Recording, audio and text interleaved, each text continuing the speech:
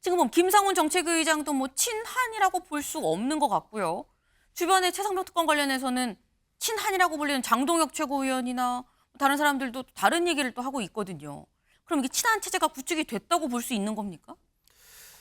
아직까지는 어려울 것 같아요. 물론 네. 전당대회에서는 압도적인 표차로 승리를 하긴 했지만, 근데 표차가 많다고 해서 그만큼 뭐 지분을 가져가고 당직도 뭐 친윤을 배제하고 친한이 60몇 %를 가져가고 이런 법칙은 없는 거거든요. 네. 결국에 당의 기존에 형성되어 있는 질서 이런 것들을 바로 이겨낼 수는 없는 거기 때문에 제3자 특검법과 관련해서 한동훈 대표는 계속적으로 자기 목소리를 내고 있어요. 네. 하지만 뭐 장동혁 최고위원이랄지 아니면 지금 뭐 새로 임명된 김상훈 정치위원장은 근데 다른 목소리를 하고 있거든요. 네. 그러면 한동훈 대표가 밀어붙인다고 될 수 있는 사안은 아니죠. 그러면 결국 당 내에서 의견 수렴을 거쳐야 하는 거고 일단 친윤 쪽에서 워낙 반발을 하고 있기 때문에 이건 그냥 난 당대표이기 때문에 내가 전에 전당대회 하면서 공약같이 내세운 것이다. 나는 밀고 나가겠다. 이렇게 할 수 있는 상황도 아니거든요.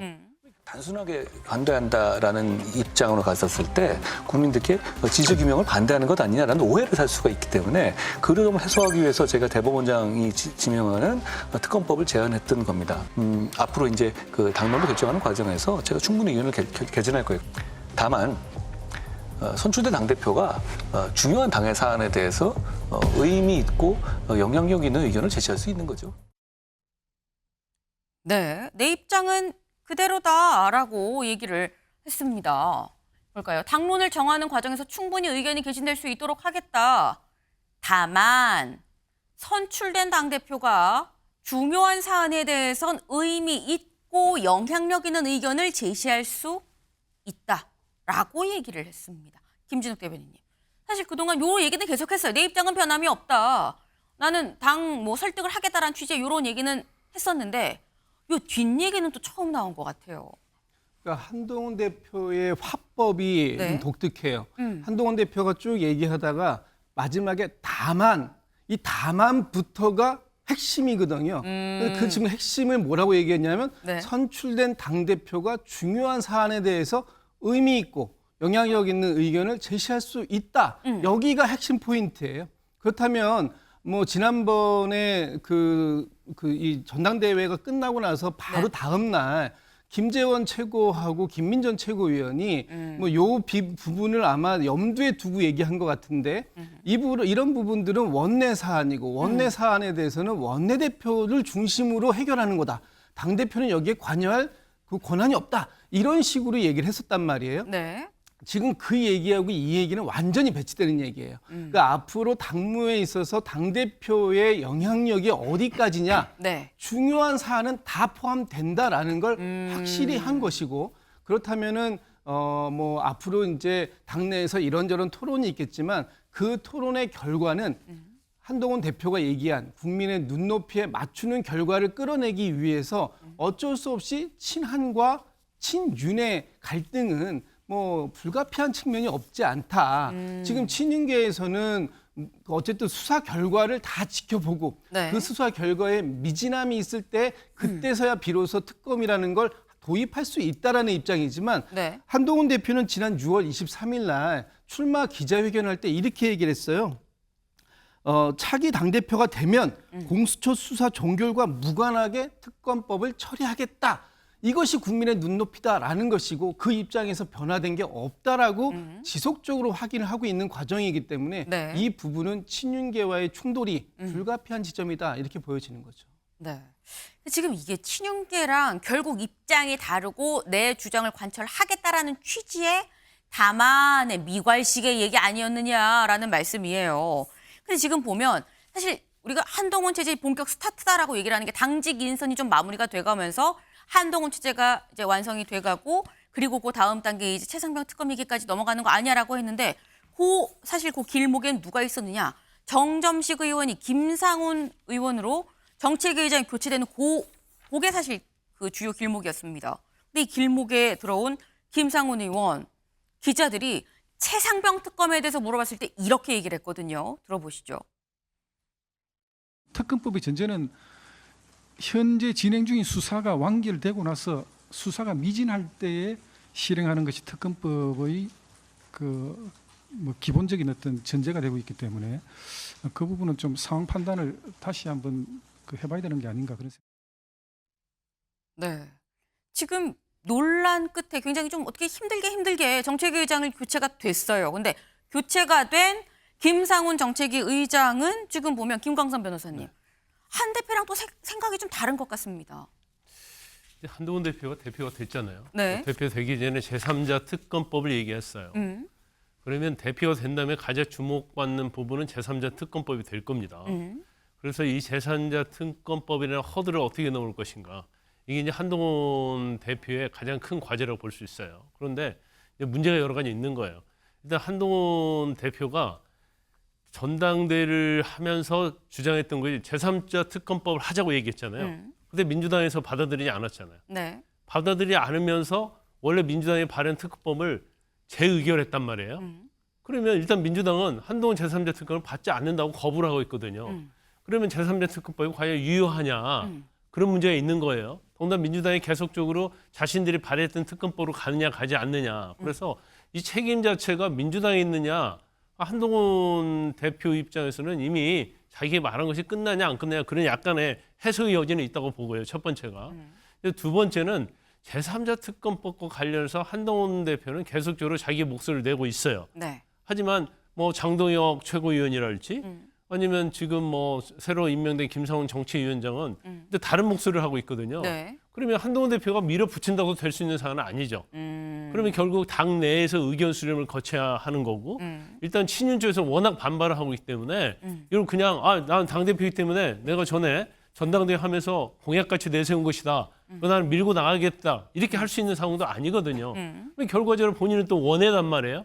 그러면 원내 의원들, 원내대표랄지 또 다른 뭐 원내에 있는 최고위원들과 같이 협의를 해야 할 사안이다. 네. 근데 만약에 그들이 다 반대를 한다고 하면 한동훈 대표 입장에서 이걸 뭐 무쇠 불처럼 밀고 갈 수 있는 그런 영역도 아니에요. 네. 그렇기 때문에 지금 한동훈 대표가 원론적 얘기를 하고 있다 이렇게 봅니다.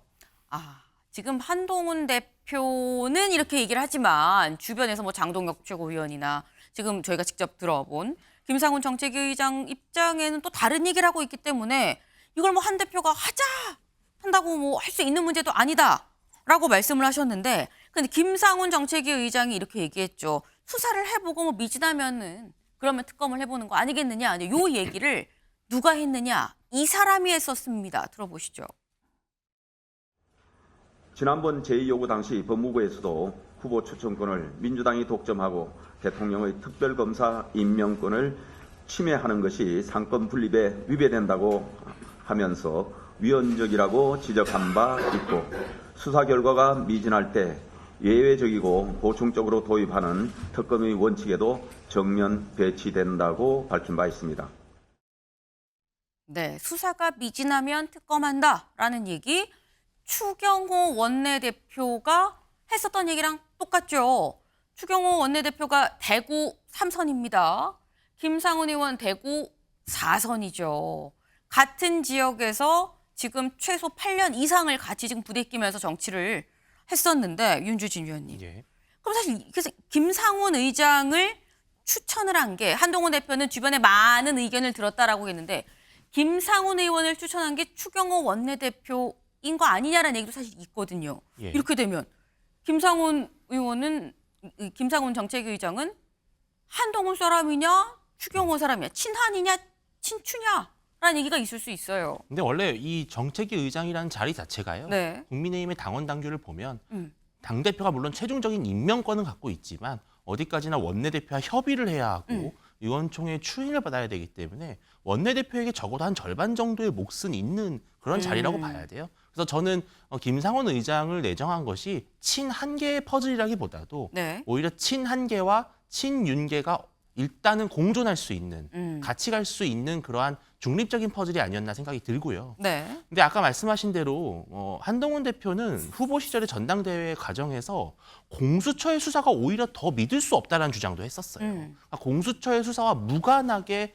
특검을 해야 된다는 입장이고 네. 아마 이것은 민주당에서 계속해서 압박을 할 겁니다. 왜 법안을 발의하지 않느냐라는 압박을 할 거예요. 근데 한동훈 대표는 원외지만 사실 비서실장도 있고요. 사무총장도 있고요. 또 친한계로 불리는 대변인들도 있습니다. 그런 원내 인사들이 있기 때문에 아마 한동훈 대표는 앞으로 이 부분에 있어서 국정감사 전까지 상당히 좀 괴로운 딜레마에 빠지지 않을까 예상이 됩니다. 사실 그래서 여쭤보고 싶은 게 김수민 의원님. 지금 보면은 한동훈 체제 구축, 뭐 친정 체제 속도, 막 제목은 이렇긴 한데 지금 보면 김상훈 정책의장도 뭐 친한이라고 볼 수 없는 것 같고요. 주변에 최상병 특검 관련해서는 친한이라고 불리는 장동혁 최고위원이나 다른 사람들도 다른 얘기를 또 하고 있거든요. 그럼 이게 친한 체제가 구축이 됐다고 볼 수 있는 겁니까?